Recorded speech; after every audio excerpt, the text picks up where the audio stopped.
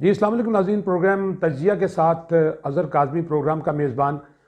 आप का सबसे पहले तो मैं शुक्रगुज़ार हूँ। आप मेरे दूसरे चैनल्स पर प्रोग्राम देखते हैं और बड़े अच्छे अच्छे व्यूज़ आप लोगों के आते हैं। उससे जो एंकर होता है उसका हौसला बुलंद होता है। तो ये एक नया चैनल स्टार्ट हमने किया है न्यूज़ मेल के नाम से। HD चैनल और यूट्यूब चैनल मिक्स्ड है ये। और ये अमेरिका से बेस्ड चैनल है और इसके ये दुनिया के तकरीबन 200 ममालिक के अंदर यकसार इसके प्रोग्राम देखे जाएंगे। इस चैनल के अंदर हम डिफरेंट टाइप के प्रोग्राम जो हैं वो पेश करेंगे अपने शायकीन के लिए, और वो यकीनन हमारे इन प्रोग्राम को देखेंगे। मेरा अब ये पहला प्रोग्राम है, ये तज्जिया के नाम से है। इसके अंदर हम पाकिस्तान में होने वाले उन तमाम सियासी हालात व वाक़यात और मुख्तलिफ सियासतदानों को ऑनलाइन लेकर बात करेंगे। और इसमें एक अपने व्यूअर्स के लिए एक बात और भी बताता चलूँ कि जो लोग मेरा प्रोग्राम देख रहे हैं उनको मैं ये दावत दे रहा हूं कि अगर उनके इलाका में या कोई भी किसी किस्म का कोई ज्यादती का प्रॉब्लम हो या किसी किस्म के ऐसे मसाइल हों जिनको आप उजागर करना चाहें, तो आप मेरे मोबाइल नंबर पर मुझे फेसबुक पर ऐड करके, मैसेंजर पर ऐड करके मुझे मैसेज भेज सकते हैं। इसके अलावा ट्विटर और व्हाट्सएप समेत दूसरी तमाम चीज़ें जो हैं वो इसके अंदर मौजूद होंगी, उस पर भी आप मेरे साथ आ सकते हैं। मैं सबसे पहले आपको अपना मोबाइल नंबर बता दूं। मेरा मोबाइल नंबर है 923219467977। आप इसके ऊपर अपनी राय जो है वो फेसबुक पर और ईमेल्स के जरिए और व्हाट्सएप पर आप मेरे साथ आकर बातचीत कर सकते हैं। अब हम अपने प्रोग्राम का आगाज करते हैं। हम अपने इस प्रोग्राम में आज मैं आपको बताऊंगा कि पाकिस्तान के अंदर इस वक्त जो सियासी जमातें हैं वो कौन सा खेल खेल रही हैं और कौन कौन जो लोग हैं इस खेल में शामिल हैं, और इसका नुकसान सिर्फ आवाम को हो रहा है। सरकारी मुलाजिम अपनी बंदी तनख्वाह लेता है, वो अपने घर चला जाता है, और रिश्वत का जो बाजार है वो सरकार के अंदर बहुत तेजी के साथ जो है वो सराहियत करता जा रहा है।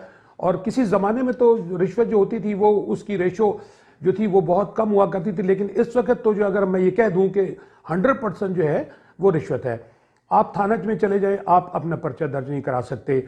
वजीर आजम पोर्टल पर अगर अपनी अपनी शिकायत आप लिखते हैं वहां पर, तो आपको 6 महीने के बाद बुलाया जाता है, और उसके बाद फिर जो तफ्तीशी है वो उस दरखास्त के साथ क्या करता है, मुद्दई को भी बुलाता है और मुलजम को भी बुलाता है। ये भी एक बहुत बड़ी कहानी है। फिर क्राइम के हवाले से अगर मैं देखूं, स्ट्रीट क्राइम बहुत तेज हो चुका है। नाज़रीन, किसी भी मुल्क के अंदर एक चीज़ आपके लिए बड़ी अहम है। हर मुल्क की इकॉनमी जिस वक्त बूस्ट कर रही होती है तो वहाँ पर जुराइम कम होते हैं। कभी किसी हुकूमत ने या किसी भी दूसरे जो लोग हैं ब्यूरोक्रेसी समेत और सियासतदानों समेत किसी ने पाकिस्तान के लिए गुड प्लानिंग नहीं सोची। गुड प्लानिंग के अंदर देखें सबसे बड़ी चीज़ है हेल्थ के अंदर तरक्की, उसके बाद दूसरी एजुकेशन। जिस जिस मुल्क की कौम तालीम याफ्ता होगी उसको वोट डालने का भी पता होगा और वो सही अंदाज से वोट डालेगी और उसी शख्स का इंतखाब करेगी जो उनके मेरिट पर पूरा उतर रहा होगा। पाकिस्तान के अंदर 1947 से लेकर आज तक इतनी सियासी पार्टियां पाकिस्तान के अंदर आईं, और उन्होंने आप अगर सबको देखें, कोई हर एक पार्टी कोई ना कोई डेवलपमेंट का काम करती गई। लेकिन अगर उन्होंने बाहर से फंड्स लिए हैं 100%, तो उनमें से 30% फंड लगाए गए और 70% जो है वो तमाम जितने भी इनके मेंबरान हैं और ये खुद पार्टी के जो ओहदेदारान हैं उन लोगों ने वो चटम पटम किए।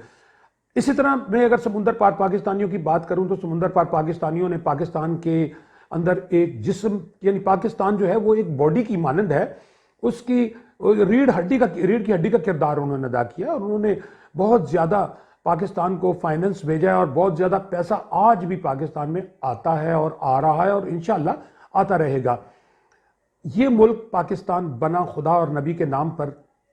इसको लूटने वाले जो हैं वो हमेशा तबाह बर्बादी की तरफ गए और मुल्क जो है वो उसी तरह रवा दवा रहेगा इंशाल्लाह। तो नाज़रीन, आज मेरे पास कुछ पॉइंट्स हैं, मैं उनके ऊपर बात करूंगा। और हमारे प्रोग्राम का आज दौरानिया सिर्फ 30 मिनट होगा, और हमारे प्रोग्राम में आज मेहमान कोई नहीं होगा, लेकिन अगले प्रोग्राम में हम यकीनन एक कोई ना कोई आपको मेहमान भी जो मेरे प्रोग्राम में आते रहेंगे। मेरे प्रोग्राम में किसी किस्म की कोई ऐसी रुकावट नहीं है कि कोई भी शख्स मेरे प्रोग्राम में मेहमान बन सकता है, लेकिन वो सिर्फ अपने उस मामले की बात करेगा जिससे वो विक्टिमाइज होगा। तो हमारा ये चैनल जो है, इसके ज़रिए यकीनन उसका पैगाम जो है वो हुकूमत पाकिस्तान समेत दुनिया के अंदर जो है वो देखा जाएगा। सबसे पहले हम बात करेंगे कि इस वक्त पाकिस्तान के अंदर सियासी आग लगी हुई है और मसाइल जो हैं वो क्या सूरत हाल इख्तियार कर चुके हैं। और अब इस वक्त जो एक कश्ती है वो हुकूमत की कश्ती वो डामाडोल सी नज़र आ रही है। कहा यह जाता है कि पाकिस्तान के अंदर हर सियासी पार्टी को फौज जो है उसकी बैक शामिल होती है।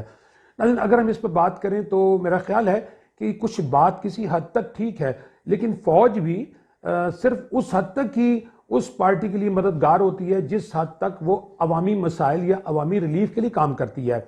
और जब कोई हुकूमत अवामी रिलीफ के लिए काम ना करे और मसाइल बढ़ते चले जाएं तो फिर फौज जो है वो पीछे हट जाती है और यकीनन और फिर वो किसी अच्छे स्टाइल के साथ वो उसको चेंज करने की कोशिश करते हैं, जैसे कि माजी के अंदर परवेज़ मुशर्रफ का दौर रहा, ज़ियाउल हक साहब का दौर रहा और सदर अयूब खान साहब का दौर रहा।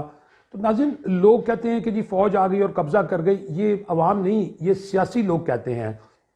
अगर मैं फौज की बात करूं, आप अगर फौजी दौर को आप देखें, ये बात सही है कि ये इस बात में मुसल्लमा हकीकत मौजूद है कि फौज के दौर में जो है वो गैर ममालिक जो हैं वो दयारे गैर के जो लोग हैं वो भी जो है वो पाकिस्तान को इमदाद नहीं देते और पाकिस्तान जो है वो तरक्की की तरफ गामजन नहीं होता और करप्शन के जो चांसेस हैं वो काफ़ी हद तक मेरा ख्याल है कम हो जाते हैं, क्योंकि जब हर एक को ये पता होता है कि समरी मिलिट्री कोर्ट्स लगी होती हैं और वो केसेस को जो है बड़ी फास्ट ट्रायल करती हैं। मेरा ख्याल है कि 1 महीने के अंदर अंदर वो केस का फैसला हो जाता है, सज़ा जिसको मिलनी होती है, सज़ा और जज़ा का अमल तेज़ होता है। जबकि हमारे यहाँ जो सज़ा जज़ा का अमल जिस तरह एक 1947 का हमें गोरा एक निज़ाम दे गया था, वही निज़ाम चल रहा है और आज भी अगर दादा एक केस को करता है तो उसका फैसला उसके पोते को मिलता है। तो इसी तरह अब मैं अगर बात करूं कि इस वक्त जो हमारे पास इंपॉर्टेंट पॉइंट्स हैं उनमें नंबर 1 सबसे पहले सदारती निज़ाम की तरफ जो है वो इमरान खान साहब जो है दबे लफ्ज़ों में जाना चाह रहे हैं और वो जो बैकएंड पर उनके हैंड्स हैं उनको ये कहना चाह रहे हैं कि अब आप इस असम्बलीज को डिज़ॉल्व करवाएं और सदारती निज़ाम बनाकर मुझे सदर बनाया जाए। मैं इमरान खान साहब से एक जर्नलिस्ट होने की हैसियत से एक सवाल करता हूं कि इमरान खान साहब, आप सबसे पहले मुझे बताइएगा कि ये मेरे तमाम शायकीन मेरी इस बात को, व्यूवर्स इस बात को एक्सेप्ट करेंगे कि आप ये देखें कि इमरान खान साहब जब पाकिस्तान की इन्होंने हुकूमत की बाग दौड़ संभाली तो इनके पास इनके हाथ में जो मंशूर था वो मंशूर कहाँ है? उस मंशूर के अंदर से एक चीज़ भी ये पूरी नहीं कर पाए।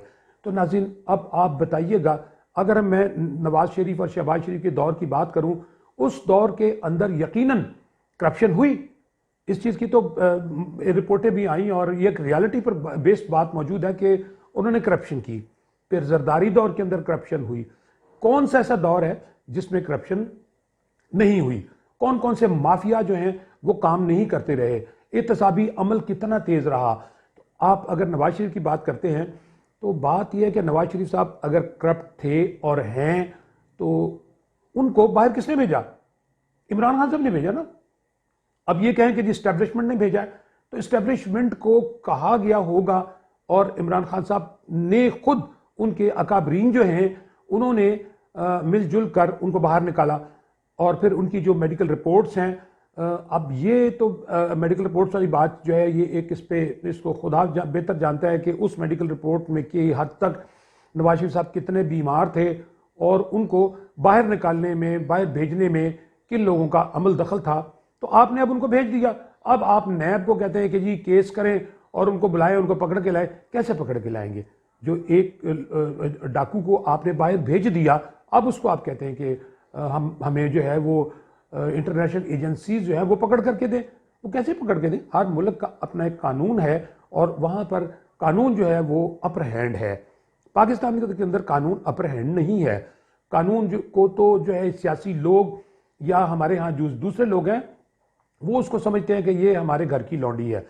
तो अगर इस मुल्क के अंदर भी तमाम काम कानून की छतरी तले होते रहे तो मेरा ख्याल है बहुत से जो मामलात हैं उनमें बेहतरी पैदा हो जाए। तो बात हो रही थी कि करप्शन की, तो मियां नवाज शरीफ साहब अगर करप्ट थे तो उनको बाहर निकालने वाले यही लोग थे, इन लोगों ने उनको बाहर निकाला। तो फिर अब इसका जिम्मेदार कौन है? अब इन्होंने उस केस को नैब को दिया, नैब चलाती रही और आवाम को मुख्तलिफ किस्म की जो गोलियां टॉफ़ियाँ ये देकर खामोश करती रही, और आवाम खामोशी के साथ उन तमाम चीज़ों को देखती रही, और आहिस्ता आहिस्ता हुकूमत की जो ग्रिप है वो लूज होती चली गई, और IMF जो है वो इनके ऊपर सवार होता चला गया। IMF जो है वो क्योंकि हमें पहले दिन से ही भीख मांगने की जो एक बेहतरीन वो है एक तरीका कार दिया गया, और मेरा ख्याल है आप बकारियों को देखें कि जिसको एक बार भीख मांगने की आदत पड़ जाए वो दोबारा वो हमेशा ही भीख मांगता है। उसको आप अगर कोई नौकरी दे दे, पैसा दे दे, लेकिन वो भीख मांगता रहेगा। तो इसी तरह पाकिस्तान के अंदर भी पाकिस्तान की जो भी हुकूमत आती है उसको भीख मांगने की एक आदत पड़ चुकी होती है। तो इमरान खान साहब भी जब आए, इन्होंने आकर कहा कि नवाज शरीफ लूट के ले गया, सारे खजाने खाली हैं, हमने IMF के कर्जे उतारे, हम IMF के कर्जे उतार रहे हैं। भाई आप IMF के कर्जे तो उतार रहे हैं, आप सबसे पहले जो आपका मंशूर था अवामी रिलीफ, आपने अवामी रिलीफ पर काम क्यों नहीं किया? अवाम को आपने कितना फ़ायदा पहुंचाया? आज 50-55 रुपए किलो वाली चीनी मार्केट के अंदर 110 रुपए 100 के करीब बिक रही है।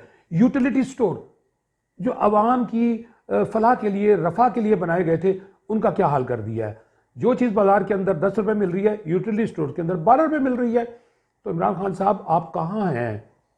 किस दुनिया में गुम हैं? आपके दौर के अंदर करप्शन का बाजार गर्म है। चीनी माफिया, आटा माफिया, दाल माफिया, घी माफिया, पेट्रोल माफिया, लातादाद माफिया जो है आज भी आपके दौर के अंदर काम कर रहे हैं। तो उसका जिम्मेदार आप किसको ठहराते हैं? आप ये इस बात से इनमें रखें, अगर कल एक खबर आई है नवाज शरीफ के हवाले से कि जी वो बीमार हैं, एक रिपोर्ट उन्होंने भिजवाई है हाई कोर्ट को कि वो बीमार हैं, वो नहीं आ सकते, और उसके अंदर कुछ चीज़ें लिखी गई हैं। तो मैंने कल देखा कि बहुत सारे जो इमरान खान साहब के दाईं तरफ और बाईं तरफ बैठने वाले वो परिंदे जो माजी के अंदर मुख्तलिफ जमातों के कंधों के ऊपर जो है वो बैठ कर अब यहाँ इनके पास पहुँचे हैं, अब यहाँ इन्होंने दुकानदारी लगाई है, तो वो उनका मजाक उड़ा रहे थे कि जी वो नवाज शरीफ साहब को जो हाइडन पार्क है वहाँ पर सैर के लिए कहा गया है, बाहर निकलने ना दिया जाए। एक चीज़ आप जहन में रखें, नवाज शरीफ साहब अगर आज करप्शन का शिकार हैं और वाकई उन्होंने करप्शन किया है तो उनको तो सज़ा मिल रही है, क्योंकि आप देखें उनको पाकिस्तान जैसे खूबसूरत मुल्क अपने होम ग्राउंड से दूर रखा गया है। तो गैर जो होता है वो गैर ही होता है और अपना अपना ही होता है। तो आप ये देखिएगा कि आप लोग आपने जितनी करप्शन की, आपके साथ जितनी ब्यूरोक्रेसी शामिल है, कोई नहीं बच पाएगी। आने वाला वक्त जो है वो आपके गिरबानों तक होगा, वो ख्वाह सियासतदानों का हो, वो ख्वाह गरीब आदमी का हो, उन्होंने आपकी गर्दनों पे हाथ रखना है। क्योंकि चीनी को 50 रुपए से 110 तक ले जाने वाले आप, पेट्रोल को आपने 148 के करीब पहुंचा दिया। अब इनसे अगर जब भी आप पूछें तो ये कहते हैं जी वो कोरोना आ गया, इंटरनेशनल लेवल के ऊपर जो है मामला खराब हो गए। भाई कोरोना तो पूरी दुनिया के लिए, पूरी दुनिया ने मैनेज किया है, पूरी दुनिया में महंगाई बढ़ी है। इंग्लैंड में महंगाई देखें, यकीनन कभी आज तक महंगाई नहीं हुई थी। आज इंग्लैंड जो है वो भी इस प्रॉब्लम के शिकार है, अमेरिका भी शिकार है और दुनिया के बहुत सारे ममालिक शिकार, लेकिन वो मैनेज करते हैं अपनी आवाम को। आपने अपनी आवाम को कितना मैनेज किया? कोरोना की जो डोजेज आई उसके अंदर करोड़ों रुपए का जो है वो इंकशाफ हुआ, ठीक है। उसके बाद जो लोगों को आपने 12-12 हज़ार रुपये कोरोना के ज़माने में दिए, उनके अंदर अरबों खरबों रुपए का जो है वो एक करप्शन का बाजार गर्म किया गया, उसकी रिपोर्टें शाये हो चुकी हैं। आप ये ज़हन में रख लें कि ये वो तमाम चीज़ें आपके लिए लिखी गई हैं, आपकी बुक्स तैयार हो चुकी हैं। अब ये बुक कब खुलनी है ये खैर आने वाला वक्त बताएगा, लेकिन आप अपने ज़हन में ये बात रखें। अब आपके पास साल 1.5 साल रह गया है, आप अभी तक आवाम की फलाह के लिए कोई काम नहीं कर पाए। अभी रिसेंटली एक बहुत बड़ा ड्रामा खेला गया, पेट्रोल की कीमत जो है वो 7 से 8 रुपए गालिबन बढ़ाने के लिए एक समरी तैयार की गई ओगरा की तरफ से, और वो इमरान खान साहब को भेजने की तैयारी की गई। तो इमरान खान साहब ने एक ड्रामा खेला कि मैं आवाम की खातिर जो है वो पेट्रोल की कीमत नहीं बढ़ा रहा, आलमी मंडी के अंदर कीमत बहुत बढ़ चुकी है। भाई आलमी मंडी के अंदर कीमत तो बढ़ चुकी है, ये बात सही है आपकी, हम इस बात को गलत नहीं कह रहे, लेकिन आप ये भी देखें कि जब आलमी मंडी के अंदर कीमत बिल्कुल गिर गई थी तो आप क्या रेट ले रहे थे? आपने कभी ये सोचा कि आप वहाँ से कितनी अमाउंट का, कितने रुपयों के अंदर और कितने डॉलर के अंदर, वो कन्वर्जन के बाद रुपयों में आता है, रुपीज़ में आता है, तो आप वो कितने का लेते हैं और आप आवाम को कितने का दे रहे हैं, आपने ये ख्याल ही नहीं किया। टैक्सेस की आपने भरमार कर दी है। कोई बिजनेसमैन आपके साथ चलने को तैयार नहीं है। हर बिजनेसमैन, इंडस्ट्री बंद होती चली जा रही है। इंपोर्ट आपने मुकम्मल तौर पे बंद कर दी है। भाई इंपोर्ट आप तब बंद करेंगे जब आपकी इंडस्ट्री चल रही हो और एक्सपोर्ट आपका जो है वो हो रहा हो, तो फिर आप इंपोर्ट पर पाबंदी लगाएं। अब इंपोर्ट पर पाबंदी लगाने से आप, मेरे पास बहुत सारी ऐसी चीज़ें हैं, लेकिन मेरे पास प्रोग्राम का भी ये फॉर्मेट डिफरेंट टाइप का है, इसमें मैं आपको नहीं बता सकूंगा, लेकिन अगले किसी प्रोग्राम में मैं आपको बताऊंगा कि पाकिस्तान को कितने करोड़ों डॉलर का माहाना नुकसान हो रहा है इंपोर्ट बंद होने की वजह से। स्मगलिंग तो आज भी हो रही है। आप आ जाए, मैं आपको दिखाऊं कि गैर मुल्की अशिया जो हैं आज भी मार्केट में बिक रही हैं। तो आपने क्या किया, टैक्सेस बढ़ा के आपने लोगों को चोरी का रास्ता बताया, लोग चोरी की तरफ जा रहे हैं। इंग्लैंड के अंदर, दुनिया के और दूसरे दीगर ममालिक के अंदर मैंने अपनी आंखों से देखा है कि लोग क्यू में खड़े होकर टैक्स जमा कराते हैं। क्यों? कि गवर्नमेंट जो है वो उनको फिर उन टैक्स के अगेंस्ट रिलीफ देती है। जैसा कि आप बल्दियाती, अगर मैं बल्दियात की तरफ जाऊं तो वहां का बल्दियात का एक ऐसा सिस्टम है कि वहां लोग वो टैक्स जमा कराते हैं, लेकिन अगर किसी की सड़क टूट जाए या किसी को कोई प्रॉब्लम हो जाए तो उसको इमीडिएटली किया जाता है। पाकिस्तान के अंदर आप देखें, अगर एक सड़क, ये आप लोग अभी तक पैचिंग तो कर नहीं सके, सड़कों के पैच तो आप लगा नहीं सके, तो आप क्या, अब आपने गोंगलों से मिट्टी झाड़ने के लिए कुछ थोड़े से फंड्स देकर जो है वो लोगों की गलियां और कुछ थोड़ी सी सड़कों के अंदर वो गटर डाल के और पानी की पाइपलाइंस डाल के उनको आप खुश कर रहे हैं। लेकिन जो बुनियादी बात है, मेरी तवज्जो उस तरफ है कि आप बुनियादी बातों की तरफ आए। दुनियावी जो मामलात, अवामी मामलात है, बुनियादी मामलात, आप प्लीज़ काइंडली उनको फॉलो करें और कोशिश करें कि उन मामलात को हल करें। तो मैं बात कर रहा था सदारती निज़ाम। तो अब इमरान खान साहब जो हैं वो वज़ीर आज़म शिप से तंग आ चुके हैं। अब वो कहते हैं जी सदारती निज़ाम लाया जाए।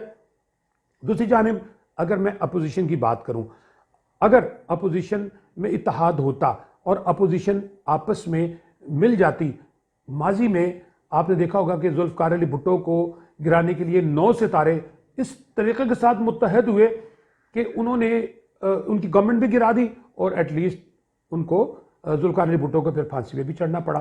तो आज वो इत्तेहाद मौजूद नहीं है। पीएमएलएन के अंदर आज बहुत सारे एमएनए मिनिस्टर्स मौजूद हैं जो पीटीआई के लोगों के साथ मिलजुल कर काम कर रहे हैं उनके मामलात में। खुद असम्बली बीट रिपोर्टर, मैंने खुद देखा असम्बलियों में कि इनके लोग जो है नून के जैसी असम्बली से बाहर आते हैं, उन्होंने फाइल पकड़ी होती है, वो पीटीआई के जो हैं मिनिस्टर या उनके मेम्बरान उनको देते हैं, यार हमारा ये मसला है, हमारा ये काम करवा दो। और माजी में नून के दौर में भी ये कुछ होता रहा।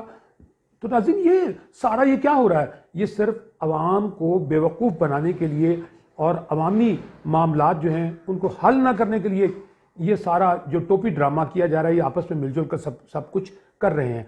अब हम बात करें अगर महंगाई माफिया की तरफ, तो इमरान खान साहब, मैं आपकी तवज्जो इस तरफ दिलाना चाहता हूँ, फवाद चौधरी साहब की भी और इनके जितने भी ये जो इनके स्पीकर्स हैं जो जिनको इन्होंने रखा हुआ है, बोलने के लिए रखा हुआ है, मुशीर वज़ीर आज़म, मुशीर वज़ीर आला। भाई उस्मान बुज़दार साहब के बारे में मैं आपको एक बात बताता चलूँ, उनके भाई हैं उमर बुज़दार। उमर बुज़दार ने डीजी खान के अंदर इतनी शिद्दत के साथ तबाही मचाई हुई है कि वहाँ के जो लोग हैं वो मुझे बताते हैं कि सर यहाँ पे तो हर काम जो है वो उमर बुज़दार जो है उसकी इजाज़त के बगैर ना डीपीओ को काम कर रहा है, ना वहाँ का कोई आरपीओ को काम कर रहा है, ना वहाँ का कोई रेवेन्यू ऑफिसर को काम कर रहा है, ना कोई commissioner, deputy commissioner, assistant commissioner, सब उनकी छतरी तले बैठे हैं। उन्होंने साइन करना है, उन्होंने फ़ोन करना है तो काम होना है।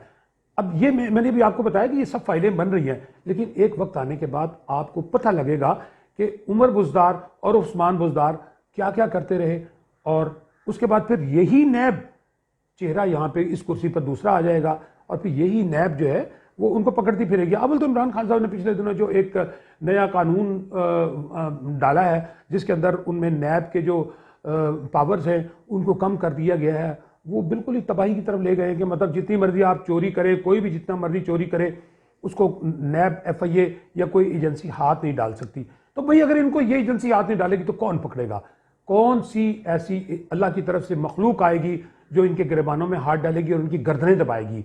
ये अब पहले ज़माने में कहा जाता था 21 खानदान, अब ये 21 खानदान नहीं 51 खानदान हो चुके हैं, बल्कि मेरा ख्याल इनसे भी ज़्यादा इनकी तादाद बढ़ चुकी है, जो सिर्फ जिन्होंने पैसा लूटा है इस मुल्क का। आप अगर बाहर के बैंकों में जाकर देखें, अभी पिछले दिनों एक रिपोर्ट शायद हुई, मैं आपको बताता चलूँ कि ये मेरे पास एक सिक्योरिटी रिपोर्ट आई है जिसमें पीटीआई को अमेरिका से 20 करोड़ की जो फंडिंग की गई, उनके जिन लोगों ने की उन ये इनमें से 4,755 नाम ही गायब कर दिए गए। 230 कंपनियों में से 51 के जो नाम है वो सामने आए हैं, वो नाम भी गायब है। और फिर 7,150 पाकिस्तानियों के नाम जो हैं वो सिक्रूटनी की कमेटी जो है उसने रिपोर्ट किए थे।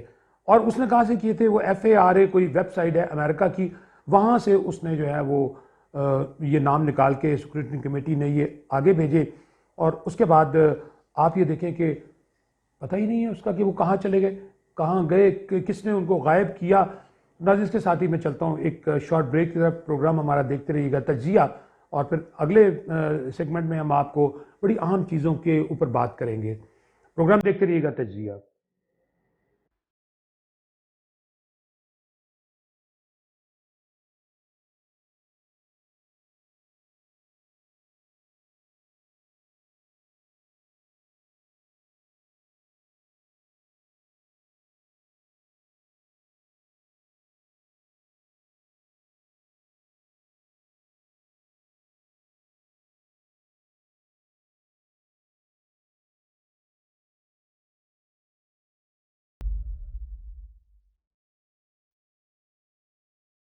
जी अस्सलाम वालेकुम। एक शॉर्ट ब्रेक के बाद दोबारा आपकी खिदमत में प्रोग्राम तजिया के साथ प्रोग्राम का मेज़बान अजहर काज़मी। मैं आपको अपनी तमाम फॉर्मेशन पहले बता चुका हूँ, ये मेरा पहला प्रोग्राम है। आप काइंडली मेहरबानी करके मुझे इस प्रोग्राम के हवाले से अपनी राय ज़रूर दीजिएगा, क्योंकि आपकी राय हमेशा हमारे लिए मुकद्दम रही है। तो नाज़रीन, हम बात कर रहे थे कुछ पॉइंट्स के ऊपर। अब हमारा अगला पॉइंट है महंगाई माफिया, इंडस्ट्री, ज़राअत, बिजली, खाद बुरान, अदम एतमाद की तैयारी। अब मैं सबसे पहले आपको ये बताते चलूँ कि महंगाई माफिया ये क्या है और ये कौन लोग हैं।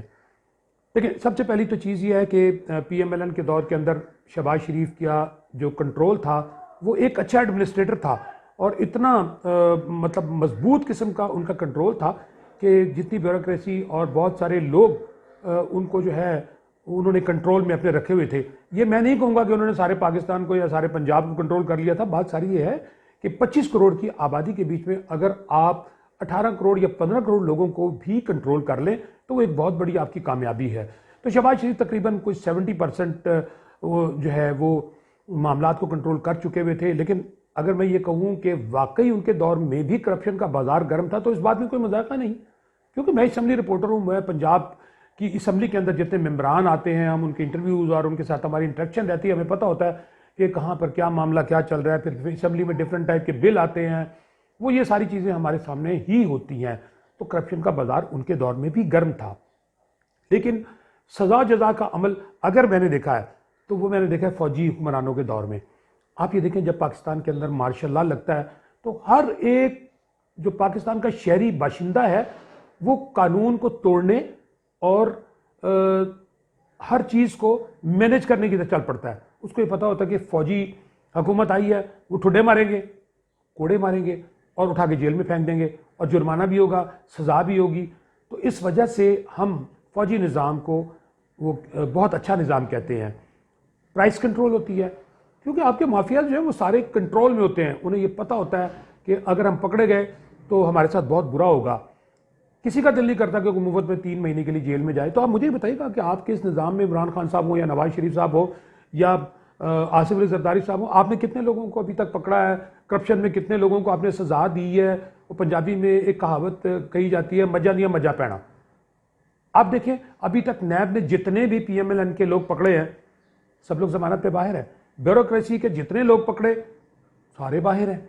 ये अब आप इस चीज़ को मान लें। मैं आपको एक जिस तरह बच्चों को तालीम दी जाती है, बच्चों को आगाही दी जाती है, इसी तरह मैं अपने तमाम व्यूवर्स को ये आगाही दे रहा हूँ कि खुदा के लिए आप लोग होश के नाखून लें और इन मदारियों के पीछे मत आप जाएं। ये मदारी हैं, ये हमें बेवकूफ़ बना रहे हैं, हमारे लिए कोई काम नहीं कर रहे, हर शख्स अपने लिए काम कर रहा है। इनके जितने मामला यहाँ तय होते हैं और पैसे बाहर के बैंकों में जमा होते हैं, फिर वहाँ से एक रिपोर्ट निकल के आती है कि जी फलां जो मिनिस्टर था, फलां एमएनए था, फलां एमपीए था, फलां कमिश्नर था, उसके जो पैसे हैं वो बाहर फलां बैंक के अंदर निकले हैं। फिर उसके बाद एजेंसियाँ उसके पीछे लगती हैं और फिर उसके बाद लेन देन के बाद मामला अदालतों में जाता है, फिर अदालतों से उनको रिलीफ मिल जाता है। अब नैब के बारे में अगर कहा जाता है तो वहाँ पर जो जावेद इकबाल साहब हैं वो पीटीआई की हुकूमत के लिए पूरे जोरों पर काम कर रहे हैं। अब कहते ही हैं कि जी इन्वेस्टिगेशन ऑफिसर जो हैं वो कमज़ोर हैं। भाई फिर इसका मतलब यह है कि आप लोग फेल हैं, आप उस एडमिनिस्ट्रेशन को कंट्रोल नहीं कर सके। अगर आपको एक इन्वेस्टिगेशन ऑफिसर सही उसकी इन्वेस्टिगेशन ना नजर आए तो उसको रेस्टिगेट फ्रॉम सर्विस कर दे, रिमूवल फ्रॉम सर्विस कर दे, ताकि वो लोगों के लिए एक सबक बन जाए। इसी तरह अगर मैं पुलिस की बात करूं तो पुलिस डिपार्टमेंट में अगर कोई बंदा करप्शन करता है और पकड़ा जाता है और साबित हो जाता है तो अदालत को चाहिए कि सबसे पहले उसको रिमूवल फ्रॉम सर्विस, सर्विस से ख़त्म, उसके तमाम बेनिफिट्स ख़त्म, कोई अदालत उसकी अपील ना ले। तो ये वो तमाम चीज़ें, वो तमाम बातें हैं जिसके करने से आप आवाम के अंदर और ये इदारों में बैठे हुए लोग और अदलिया और सारे लोग वकला, उनके अंदर एक खौफ पैदा हो जाएगा, उनके अंदर खौफ पैदा हो जाएगा जिससे हर चीज़ जो है वो मैनेज होगी। तो नाज़रीन, अब अगर महंगाई माफिया की बात करूं तो महंगाई माफिया इन्होंने कौन सा अभी तक पकड़ा है? कोई महंगाई माफिया नहीं पकड़ा गया। तो नाज़रीन, इसके साथ ही हम चलते हैं एक शॉर्ट ब्रेक की तरफ। तो आप देखते रहिएगा प्रोग्राम तज्जिया।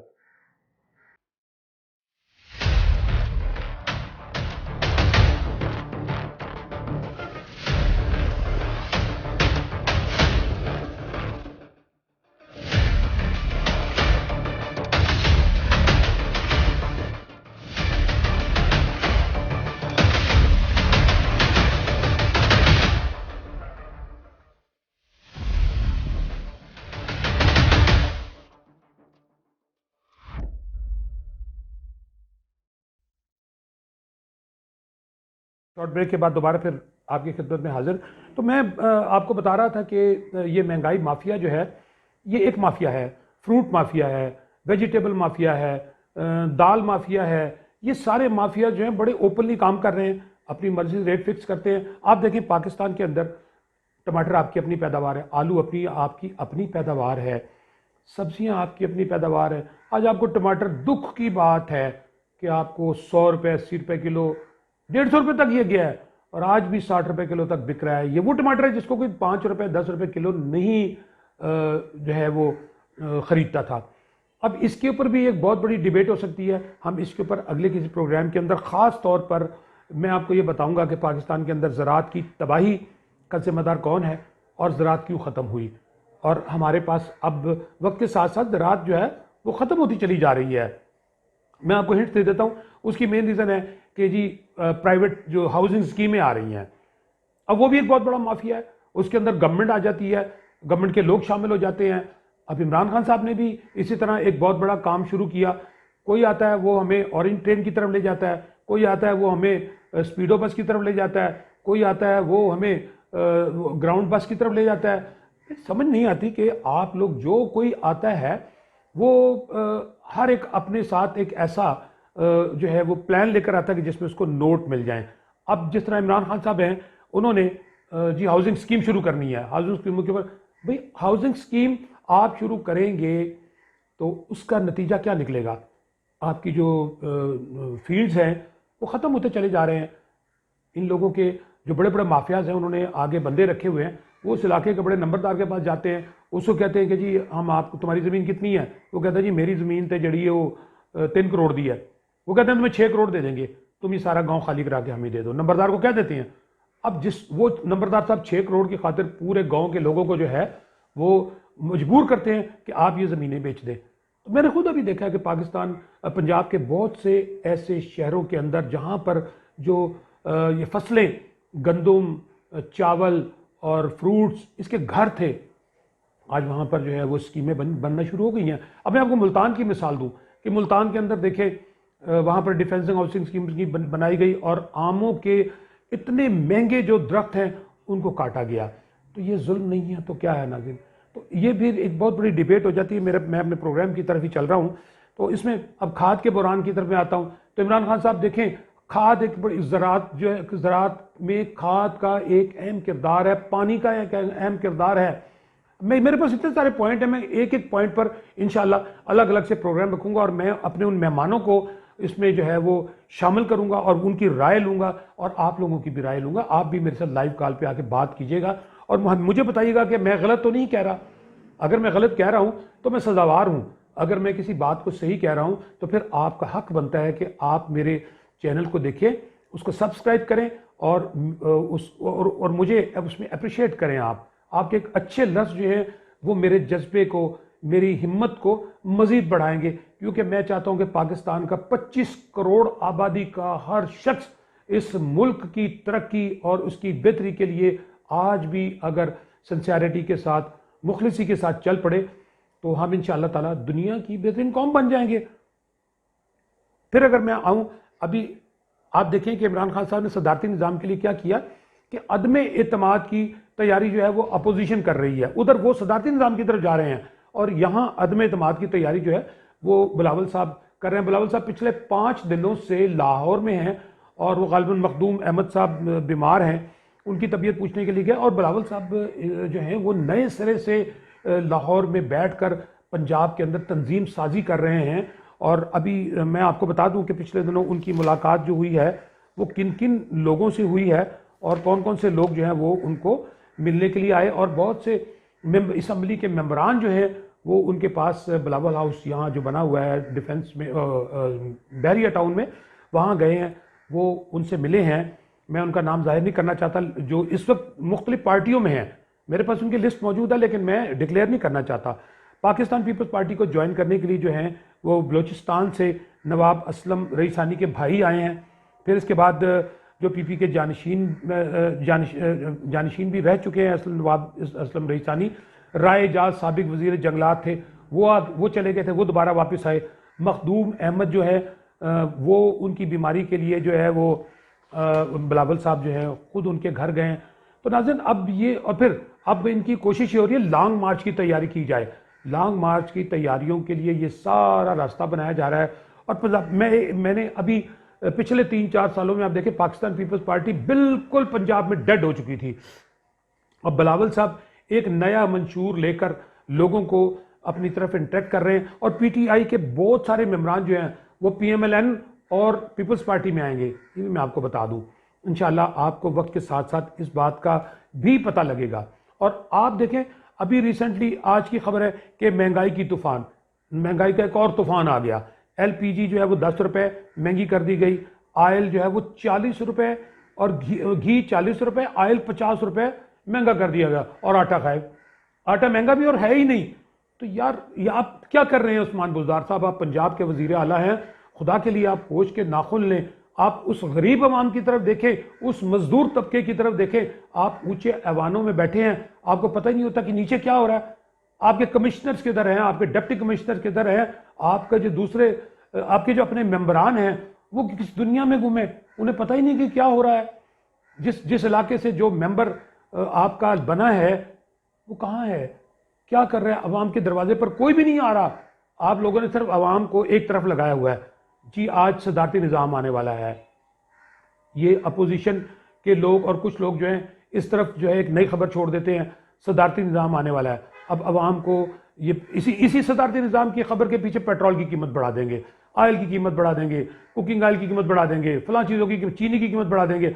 अवाम यानी अवाम की जो माइंड डाइवर्शन है ना, बेसिकली मैं आपको बताऊं, बात यह है कि किसी को किसी चीज़ से हटाने के लिए, उसकी तवज्जो हटाने के लिए इंग्लिश में कहा था माइंड डाइवर्शन। तो गोरा जो है वो माइंड डाइवर्शन की तरफ लेकर जाता है ताकि आपका जेहन उस तरफ ना जाए। तो माइंड डाइवर्शन जो है वो की जा रही है। इसी तरीके के साथ हमें कहा जा रहा है कि जी जो है अवाम वो उस महंगाई की तरफ से परवाह ना करे। अगले 2 महीनों में 3 महीनों में शेख रशीद साहब कहते हैं कि बड़े हालात चेंज हो जाएंगे। झूठे तरीन लोगों के सामने आप दावे कर रहे हैं, आपके लिए शर्म का मकाम है। क्या आपने दोबारा अवाम के सामने नहीं आना? लेकिन आप एक बात ज़हन में रखें, अवाम आपके गलों में जूतियों के हार नहीं, बल्कि आपको गंदे अंडे, गंदे टमाटर और आपके सर में गंदी चीज़ें, गंदी जो कूड़ा है वो आपके सर में फेंकेंगे। तो उस वक्त फिर आपको अपनी औकात का पता लगेगा। इस वक्त तो आप अपने मिनिस्ट्री में बैठे हैं, इंजॉय कर रहे हैं मिनिस्ट्रियों को। अभी रिसेंटली चीफ मिनिस्टर साहब ने आप नवाबों के लिए नई गाड़ियों के फ्लीट लेकर दिए हैं, नई गाड़ियां आ रही हैं जी इन लोगों के लिए, 50-50 लाख 70-70 लाख की गाड़ियां आ रही हैं। भाई ये गाड़ियां तो आप तब यूज़ करें जब आप आवाम की फलाह बहबूद के लिए काम करें। नाज़रीन, मुझे कहा जा रहा है कि प्रोग्राम का टाइम जो है वो ख़त्म हो रहा है। इंशाअल्लाह ताला मैं आपको बताऊं, मेरे प्रोग्राम आप यकीनन पसंद करेंगे और मैं जब बात करूंगा मैं रियलिटी पे बात करूंगा, ये मेरा आपसे वादा है। आज भी मैंने ये अपना सारा प्रोग्राम जो है वो रियलिटी पर किया है। इसमें किसी जगह कोई ऐसी चीज़ मौजूद नहीं है जो मैंने गलत कही हो।